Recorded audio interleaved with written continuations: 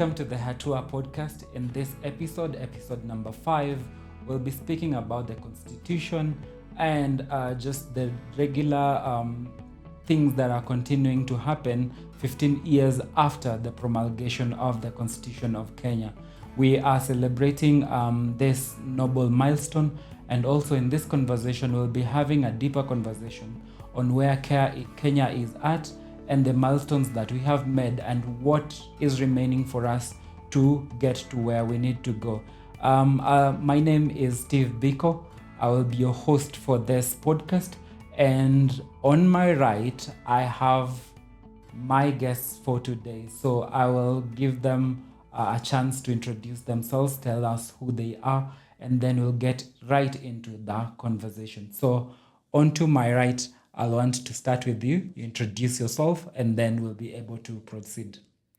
Thank you so much, Biko. My name is Leo Svanbeck. I come from the Finnish embassy, where I act as the deputy ambassador. So thanks so much for the invitation to the podcast today. Thank you. Yeah, so thank you again, Biko. My name is Winnie Masai. I serve as the executive director for Inform Action. I'm also one of the team leaders for Haki Ni Yetu, which is actually a coalition of 3 key organizations. One is Kios Foundation, which is actually our lead for this project. And we also have Civil Society Network from Kisumu and Inform Action, actually based in Nairobi, with grassroots networks. Together, we are implementing the Haki Ni Yetu project. Thank you, Winnie. So let's just get right into it, into our discussion for today. And as we said earlier, Kenya is marking 15 years since the promulgation of the Constitution. There are quite a few key concerns that keep popping up, and one of them is transparency and accountability, which remains a key concern. So Finland has been a partner to Kenya for a long time. So how are you helping us or helping Kenya strengthen the area of transparency and accountability, and also fighting things like corruption? Let me start by saying that Finland has been here for 60 years in Kenya, and we continue to be here. And of course, this constitution and how to implement the Kenyan constitution is first and foremost for the Kenyans and the Kenyan government. But we're happy to help and support in this space in many ways. We all, I think, around this table know that Kenya and the constitution Kenya has is a very progressive and forward-looking, which gives you an excellent starting point to become an even more prosperous and democratic nation. So what I'm saying is that Kenya has it all, the people and the constitution, to do this and to take it to the next level for sure. I've been here for a bit more than a year now, and I can see the youth visibly, actively engaging. Youth is a big force in Kenya, and of course needs to be taken on board in all the decisions and reforms and next steps in Kenya's development. Yeah. You know, we work with the government, we work with the people, with many organizations, tens of organizations in Kenya, through Helsinki, through the embassy, focusing on women and youth in many ways. And of course, then we engage with the government. You might have noticed that we had a state visit in May. So we also discussed these issues. Our president met with the CSOs and also, of course, with the government. Just to give you a few examples, so I've been traveling Kenya a bit, been to Kisumu, Kakamega, Siaya, that region as well. Yeah. You know, and we work with duty bearers, we work with women, with marginalized groups on access to information, on decision making, how to engage, work with gender responsive laws, legal aid, and so on. So it's been really kind of excellent to see how actively Kenyans are engaging and working on these issues themselves, and we're glad to be there to support, and of course supporting Kios through the Finnish and EU funding on doing this important work as well. Yeah, thank you very much, Leo. So Winnie, let me come to you real quickly. So 15 years in since the promulgation of the Constitution, and what do you see as, or would you describe as the current state of, let me just say, democracy and rule of law in Kenya? Wow, because that's a very interesting Yeah. question. A bit heavy for me to speak about, Yeah. and a bit exciting, and I'm going to tell you why. Yeah. And I'm going to use an analogy of a tree. Yeah. So 15 years as a country, after a series of struggle through multi-partyism, fighting, one party regime, we got this nice constitution that embodies our hope, In this constitution, it's like a tree. We planted a tree basically. Yeah. And the fertilizer for that tree was, we put in justice as the cornerstone of it. We put in issues of equity as the cornerstone of it. We put in accountability. We entrenched laws and values that really embody what we wanted as a country. Yeah. But then what is happening now? I'm seeing that tree is being cut down. And the branches of this tree is actually things like freedom of expression, So what is happening right now? If you look at the last 2 months where we've had the Gen Z commemoration protest, and we have had the Sabasaba protest, there's been a clampdown of the protest. So you see that branch for freedom of association is being cut, and assembly. We see issues of accountability. Corruption is still very, very high, and that branch is being cut. So I feel like it is under pressure, and it is just under attack. But at the same time, the paradox, and this is now the excitement I want to talk about. Yeah. We have seen a lot of innovation in terms of organizing. I think for us, given the foundation of the Constitution, we have space to organize. And I think the youth have really transformed what organizing looks like for us. Yeah. They brought in an issue of technology, and in the past we have to meet in town halls to organize under a tree and all that. Right now, GNZs are organizing in different places. It is very fast. They're able to communicate information very, very quickly. But then what is happening? So you innovate as activists using art and all that, but then repression also adapts. Yeah. So it means as repression adapts, then we have new challenges that are different from the traditional challenges that we faced as human rights defenders, as human rights actors. So we are seeing that there's increased surveillance of youth right now. There's a lot of cyberbullying happening across the country. There's issues of deepfakes. It's a lot. It's very complex. I mean, and I find that as activists, we're in a space where you have to choose on whether do you want to stay silent and be safe, or do you want to be loud and they come for you? Looking at the statistics of the recent protest that we had, and let me just make reference to the Sabasaba protest that we had. There was a very massive turnout of youths, right? Very good, the best I've ever seen. And what I like about this organization is it's issue-based, beyond ethnic identity. But then what happened? There was total clampdown of this protest. There was excessive use of police force. At some point, I was very scared because I was feeling that our democracy is just not under pressure. I was feeling that it is headed towards a state of emergency. So what happened then is we've had serious deaths. Kenya National Commission on Human Rights, their report in July actually reported a total of 38 deaths. I suspect that this probably could have gone up. We had a total of 316 injuries. And what is very sad is there were 32 cases of reported enforced disappearances, where these families do not know where the youth are and all that. And also what is emerging as well is infiltration of protests. So that is on civic space. So it's been ranked as partly free. Then let's now come down to the issue of corruption, because accountability, I mentioned one of the things, the fertilizers that we put in our tree is accountability. So what is happening, if you look at the corruption index for our country, Kenya, the perception is at 32. We scored a score of 32 out of 100. And we ranked 121 out of 180. That one shows that there's a high level of corruption in our country. And it is just not happening at the national level. This is also happening at the grassroots level. With the devolution, we also devolved the bad manners. So corruption is still a big problem. And this data actually is from Transparency International, their survey for last year, 2024.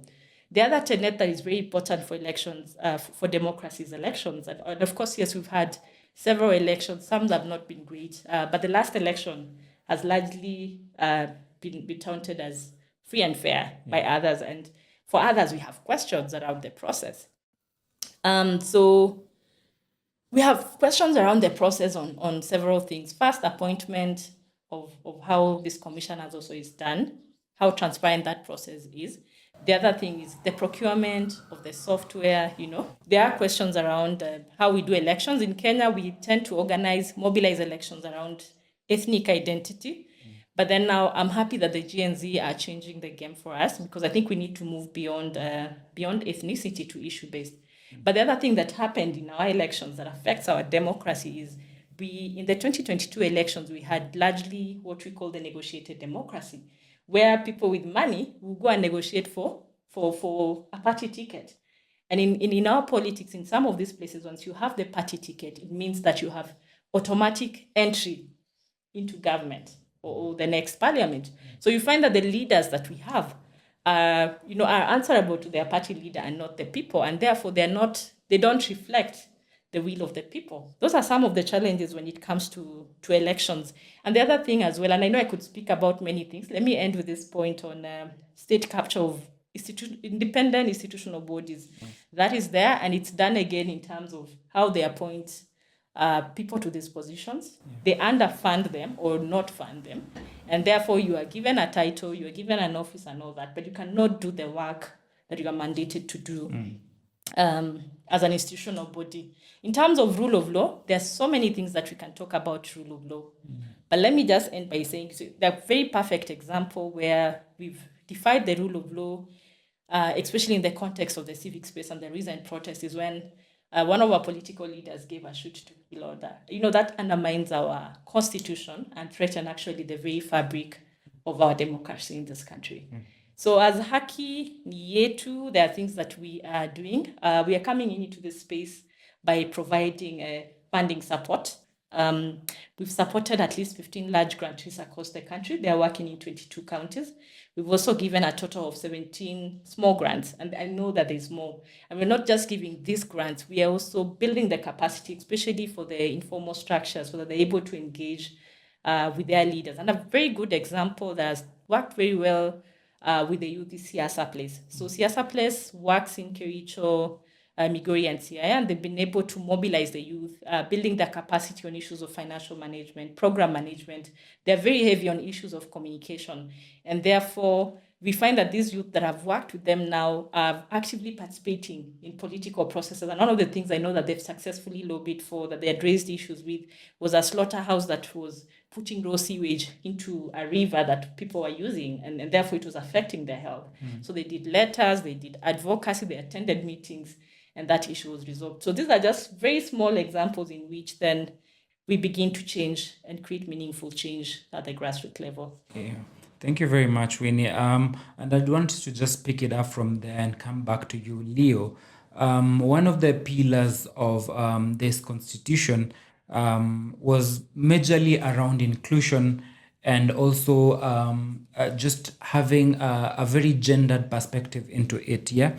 So we have women and youth who for some reason feel or has been reported that they feel underrepresented, specifically in areas around peace, areas around security. So I know Finland as a partner to Kenya.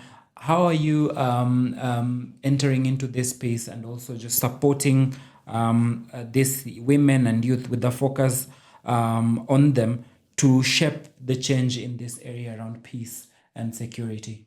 Actually, one of the first things that I ran into when I came to Nairobi was the youth peace and security agenda and the work around that, and how we work with the Kenyans on having the first national action plan on youth peace and security in Kenya. And of course, women key focus for us on many fields, looking at the portfolio we have from the government supporting Kenyan NGOs, Finnish NGOs, INGOs, global NGOs. So it's very much on women and youth. And I guess in many peace and especially in conflict settings, we overlook the importance of engaging and including women and youth in these processes.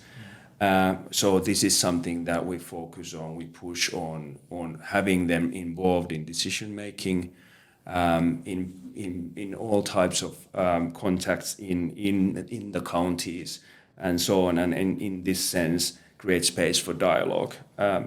And for us, this has always been the kind of the most effective, lasting pathway for cohesive society. Let me go back to the state visit really briefly on this. We've noticed, I'm from that generation that's just learned the thing that Finland was known for, Nokia, the handset that everyone had back in the day. Now everyone is carrying iPhones or whatever, Apple, Android phones. But now we're known actually in Kenya for two things. Second is rally, and maybe the other is being the happiest country in the world for the 8th year in a row. That we take it for surprise quite often with Finns as well. But indeed, this came up with your president, with your leaders, with the CSOs we met, and we were discussing the components of that report and why are Finns so happy, although we smile a lot less than the Kenyans, for example. And I would say it all builds around these type of issues of inclusion, bringing everyone around the table, having those social safety nets. Trust is a big issue. We need to trust the leaders, the institutions, and that brings a lot of potential and power into anything we do. Rule of law you mentioned. Only via all these elements being in play, you can be successful. You know, in Finland, we joke with the Swedes, but the taxman and the policeman are the two most trusted authorities in our country. So that tells you a lot, and I think it's a small thing for many, but all these small things build up to something bigger, and that's the happiest country in the world ranking in this case. And of course, we have best practices. You cannot imitate 100%, but I hope we can support Kenya also in that pathway, Kenyan society and NGOs, CSOs, CBOs, and all that. But I wanted to come back to the women, peace and security, youth, peace and security. Women, peace and security agenda, National Action Plan Kenya has. Yeah. They're updating their second, it's going to be the third. And on the youth, peace and security, hopefully we'll get to see a national action plan soon, and we're in that space actively. Yeah, interesting to hear.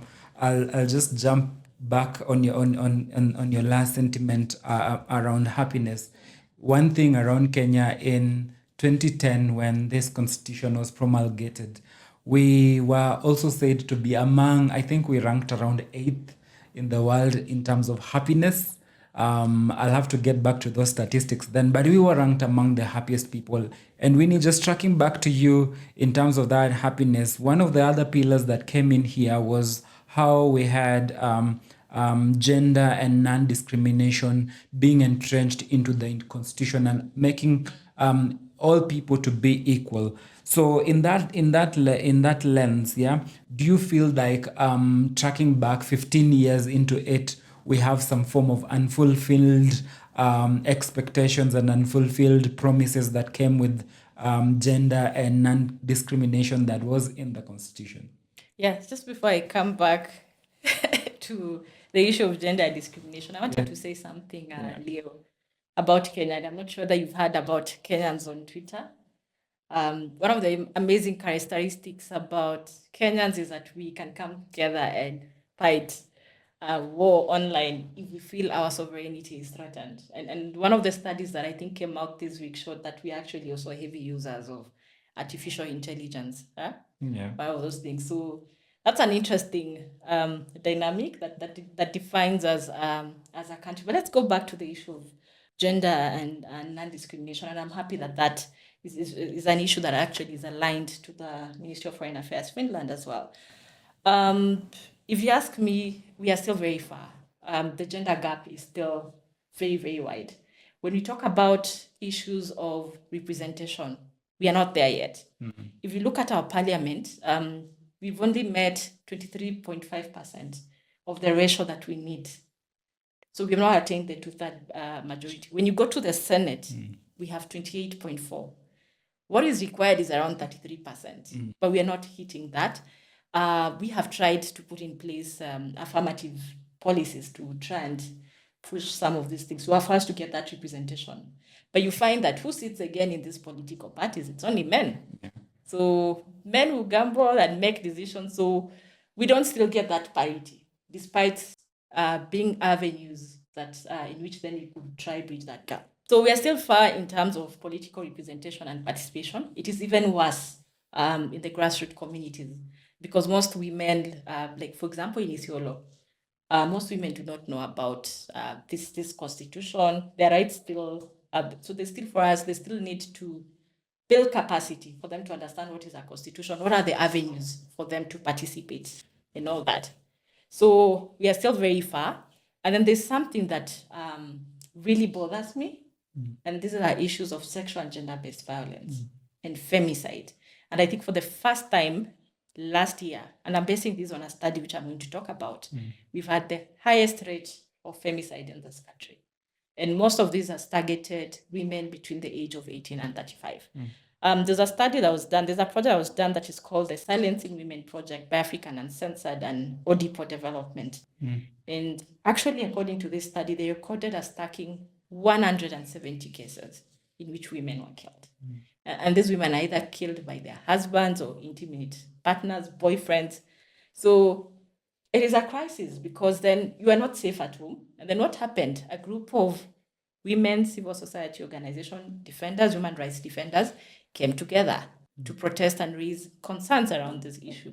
What happened? They were tear gassed and chased around and beaten. So you are not safe at home. You are not safe in the streets. You are not safe. The duty bearers who are supposed to protect you don't protect you. You go online, you are being told. In the last protest, people were making very disturbing posts. Yeah. In fact, there was one who made a post about an incident where he had raped a woman.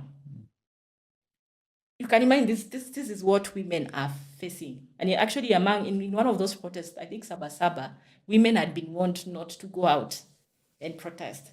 So we are finding as women, we are very unsafe virtually almost everywhere. So where do we go? And we only have this planet. So those are very difficult conversations. When you go to grassroots areas, issues of FGM, female genital mutilation, they are still very high.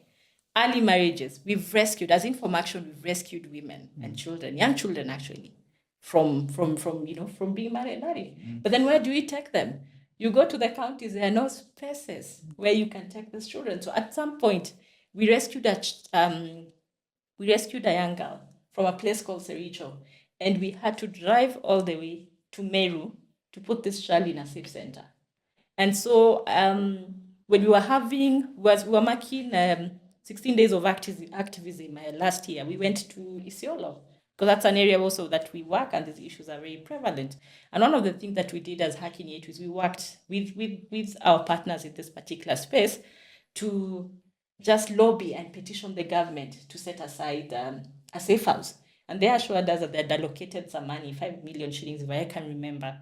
And so beyond them saying that, there's need for us to actively follow up. And we are glad that the people we've trained in these particular areas through this project are also able to follow up with that. Another good example is an organization called The Hub that is working in Meru and other places. And what they've been trying to do is to link up SGBV survivors with justice system, providing pathways for referrals. And they're also trying to build their capacity so they know their rights, they know how to report these issues, and also just to stay safe, especially in this digital spaces. Thank you very much, Winnie, for those highlights in terms of part of the things that Hacking It is doing, specifically with grassroots groups and grassroots CBOs and CSOs. Leo, as I track back to you, one other thing that I wanted us to speak around is also around misinformation, as you've had this quite a lot happening within the digital spaces in Kenya, both on mass media and digital media.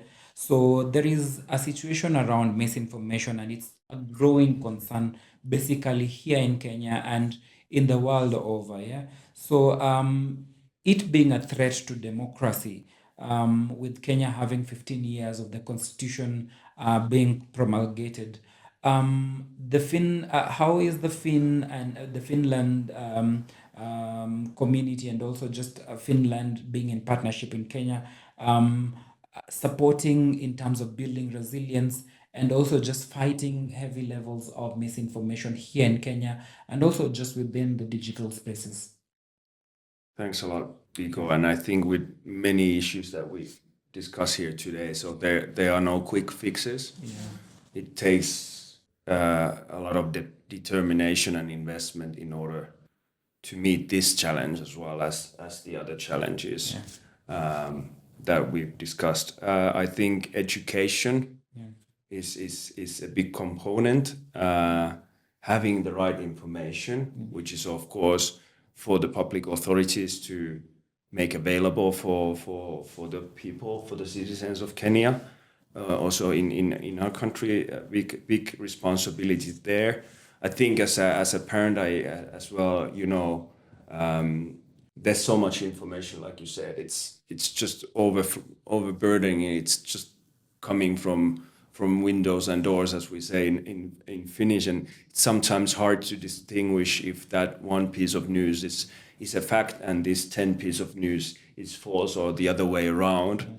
So I think it's a really key to invest in education, media literacy, and all that we also put a lot of effort in Finland, be it the teacher training where we engage with our teachers in order to be able to have this in the education system. As parents, as the government, we need to have responsibility on making sure there's facts on the ground. We check the fake news and inform on how things are in real life and so on. And of course, I think this is embedded in the constitution as well in Kenya and in Finland. I want to mention two concrete examples. We've been working on this with Kenyan journalists.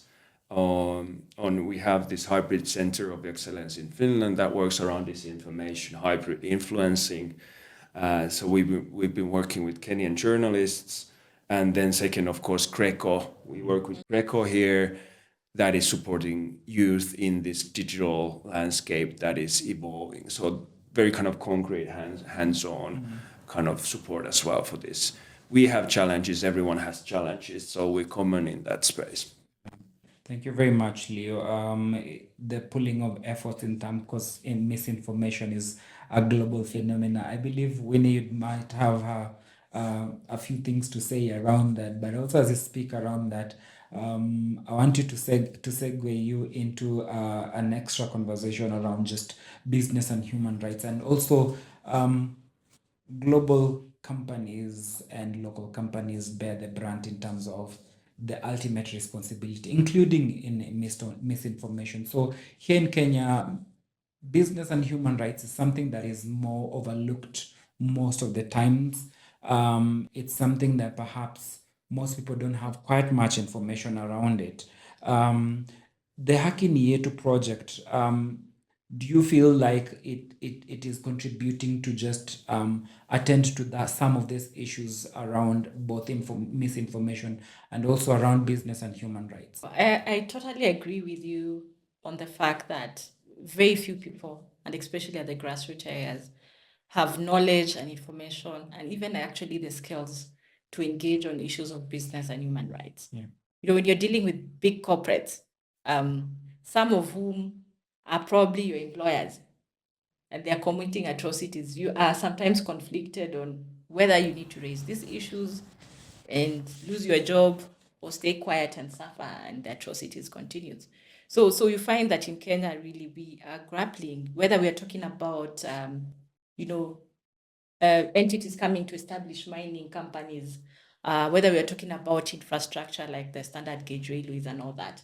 All these development they've come with some negative effects, both positive and negative. Positive sometimes in the sense that give opportunity for employment, and we need to acknowledge that. And probably there are things that they need to do to the community, like for example, when they land in a community, maybe they need to provide education or probably repair roads and all that. But on the downside, the atrocities are committed in the process of doing this business. So you find that communities have lost land in the process of construction of some of this big infrastructure. Some of them, the land has actually been taken without fair compensation process as required by the law. You find that some of these agribusiness are being chemicals into our drinking water, into our lakes, and therefore threatening the ecosystems in some of our lakes and all that. So there are big issues across board. I do not even want to pinpoint any specific example, but the biggest challenge is the skills and the knowledge. And what we've been doing as Haki ni Yetu is supporting some of these grassroots organizations that are working on business and human rights, including networks that are working on these issues, because sometimes you find that you need to come together as many entities to deal with this issue. And I want to give an example of DES that works in Migori. So DES builds the capacity of community. So in Migori, there's a lot of mining that goes on, and it's not being done in a safe way. So DES has taken the initiative of building the capacity of communities in this particular area so that they can enforce fair mining practices, but then also document human rights atrocities that happened in the process of doing all this. And so we've seen some positive effects in the sense that they've been improved mining conditions in these places. And also we've seen increased responsiveness by duty bearers, such as NEMA, to the issues that the communities are happening. That can only happen if the community is empowered and people are asking questions and demanding answers from their leaders. Yes. Thank you very much, Winnie, for those. And some of the work that DES Development and Community Empowerment is doing in Migori around artisanal mining. So as we just conclude or draw to the end of this conversation, one of the things, Leo, that I wanted you to just speak around was drawing our lenses ahead and just looking ahead. As Kenya moves beyond the 15-year mark of our constitution, since it was promulgated, we have quite a lot of gains, a lot of progress, and Finland has remained a good partner to Kenya. So what role is Finland continuing to play or in terms of supporting constitutional implementation here in Kenya as we forge forward towards the future? Thanks again. I think the space is changing as well a bit with the cuts in funding from many international partners, which is of course the way it is, and we have to navigate that. But Finland is here and has been and remains committed. As I said, I think Kenya has it all. You have the people, you have the constitution, you have the drive. You have the belief in the institutions, which we applaud. So Kenya has it all to move forward with the constitution and the implementation. I think you need to have high ambition.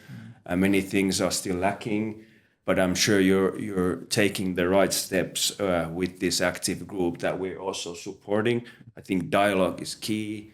Maybe referring slightly to the events during this and the previous summer, we underline the need for the constitutional rights to be guarded, freedom of speech, freedom of assembly. Those are key issues, fundamental. And I think maybe the Kenyans don't always notice, not the Finns don't always notice everything in Finland that is good or bad. But I think Kenya has been a trailblazer on many of these issues in this region. And hopefully that will be the case in the future. And we're here to support on those issues. At the same time, of course, we've been following with concern the disappearances and the killings during the summer, this summer and the previous. And of course, there needs to be, from the international community, I think this is a common message, accountability and upholding the obligations we have vis-a-vis human rights. But maybe to finish off, I think democracy is a journey.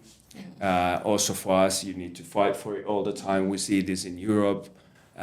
So in many ways, for sure, we need to actively engage, and we're here to support and be with Kenya in the future as well. Yeah, thank you very much, Leo, for that very straightforward message. So, Winnie, as we wind down this conversation, Inform Action is known heavily for its work in documenting and telling stories using a very human rights-based approach, which is at the heart of Inform Action, popularly known as IFA.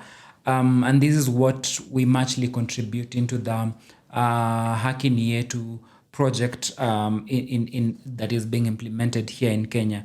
So I just wanted to just speak about our approach as Inform Action, or your approach as Inform Action, in terms of just strengthening grassroots in how well they can document, they can tell stories, and also just organize at the very grassroots level in order to achieve this very high ambition that we have set upon ourselves in terms of democracy. And also, as you finish on that, just draw a picture of what we are looking at when we are looking ahead here as Kenya and also as Haki Ni Yetu. Our work actually is around building people's power, the grassroots, and also just also working nationally also to support advanced issues of elections and human rights. So we've been doing this using film as a tool for change for us, because that's our entry point. And we target communities in their rural spaces, whether it's under a tree, whether it's under manata, whether it's at the social hall, and we meet there and we showcase those farms to them.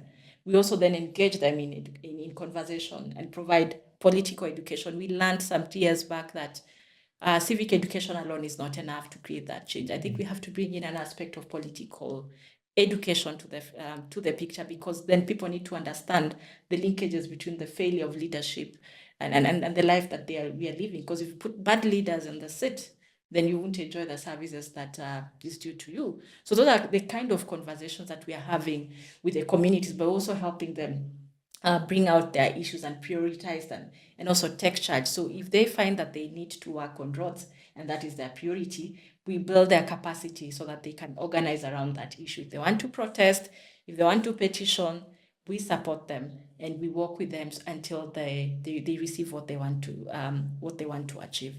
But in terms of looking ahead, and as we mark Katiba Day, there are a lot of things, given the issues that we've raised and discussed in this session, that I would like to see. Change. I think I would like to see us organizing more and speaking truth to power. The constitution that we have, which is one of the most progressive, I would say, constitution in Africa, and one of the best, actually one of the most modern, because I only learned the other day that USA has one of the oldest constitutions. So I'm very proud to say that I think we have a fairly new progressive constitution. Yeah. I think the biggest challenge for us is to implement that. And for us to implement that, we have to know about it. What is it that is there? What is my right as a citizen? And how can I participate? Then also, just beyond the participation, how can you speak truth to power? Because if things are not going right, you have to summon your leaders and speak truth to power. Sometimes you have to speak truth to power, not because it's comfortable, but then it's the right thing to do. So I feel like from where I sit, there's need for us to be constantly vigilant. And I say that because, again, as I mentioned, repression is adapting. We are innovating as activists, but repression is adapting. So are we aware about the changes? And when you're using technology, we have to take note of the fact that technology changes all the time. We have artificial intelligence that is now changing the landscape in terms of how we operate. We need to know, how can we size it, use it to advance human rights and democracy, but then how do we protect ourselves as activists so that even if we're in those spaces, we are safe. But also for the funders and our partners that we work together, are we adapting our funding structures and strategies to respond to the context? I think Leah's mentioned there's been shifts. And what we've seen in Kenya, and I do agree, is there's been a lot of shift towards business and aid, and lesser movement from democracy, rule of law, and governance. And people are saying, yes, we had a wonderful elections, peaceful largely, and all that, but look at what is happening in our context. So the strategies that they have as well versus what is happening in the context does not speak to each other. So I think it's a reflection, and even as we go towards the election, we just need to ask ourselves, is the partnership that we are having responding to the needs in the context? Is it flexible to respond to the issues? And I want to appreciate Finland. I mean, they've been one of the greatest supporters for human rights governance work within East Africa. The European Union as well, very bold through Haki Ni Yetu, and I know that they have also other projects. And they've been very bold and standing with us as a country at a time when most donors are moving away from supporting human rights and governance. So I think we just need to all know what is happening in the context, be vigilant, and just ask ourselves, how are we responding? Because I think this constitution needs defending. And for us, we just have to continue fighting on. Yeah. Thank you very much, Winnie. as we just sum up this conversation. It's been a very insightful conversation. I'd want to first thank our audience and also our panelists here. Specifically, a special mention to the Ministry of Foreign Affairs from Finland and the embassy and the ambassador, deputy ambassador, for just honoring our invite, and also Winnie from the project management team and the Haki Ni Yetu. It has been a very insightful conversation.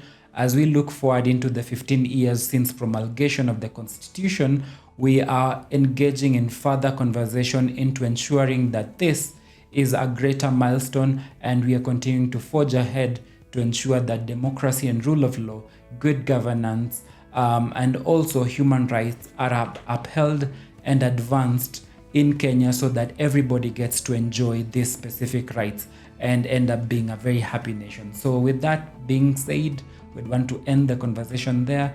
Thank you, and thank you for being an audience to the Hatua podcast.